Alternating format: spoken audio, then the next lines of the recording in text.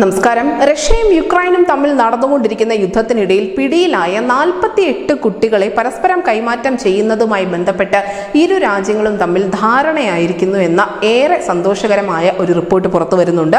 ഇതുമായി ബന്ധപ്പെട്ട് ഖത്തറിന്റെ നേതൃത്വത്തിൽ നടന്ന മധ്യസ്ഥ ചർച്ചകളാണ് ഈ കുട്ടികളുടെ കൈമാറ്റത്തിന് വഴിയൊരുക്കിയിരിക്കുന്നത്.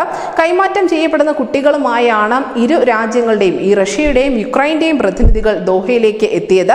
ഭിന്നശേഷിക്കാരും അതിനോടൊപ്പം തന്നെ യുദ്ധ മാതാപിതാക്കളെ നഷ്ടപ്പെട്ടവരുമായ കുട്ടികളും കൈമാറ്റം ചെയ്യുന്ന കുട്ടികളുടെ പട്ടികയിൽ ഉൾപ്പെടുന്നുണ്ട്.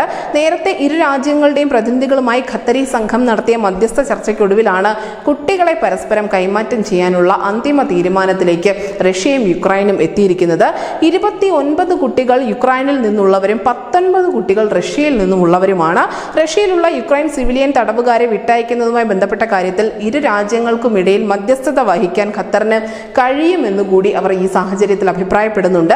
അതേസമയം തന്നെ ഖത്തറിന്റെ മധ്യസ്ഥതയിൽ യുക്രൈൻ കുട്ടികൾക്ക് റഷ്യയിൽ നിന്ന് നാട്ടിലേക്ക് തിരിച്ചു വരാൻ അവസരം നൽകിയ ഖത്തറിന്റെ ശ്രമങ്ങളെ യുക്രൈൻ പ്രസിഡന്റ് വ്ളാഡിമിർ സെലൻസ്കി അഭിനന്ദിക്കുകയും ചെയ്തിട്ടുണ്ട്. നിലവിൽ ഖത്തറിലുള്ള കുട്ടികൾക്ക് മാനസികമായ പിന്തുണയും ചികിത്സയും ഉൾപ്പെടെ നൽകാൻ പോകുന്നതും ഖത്തർ തന്നെയായിരിക്കും.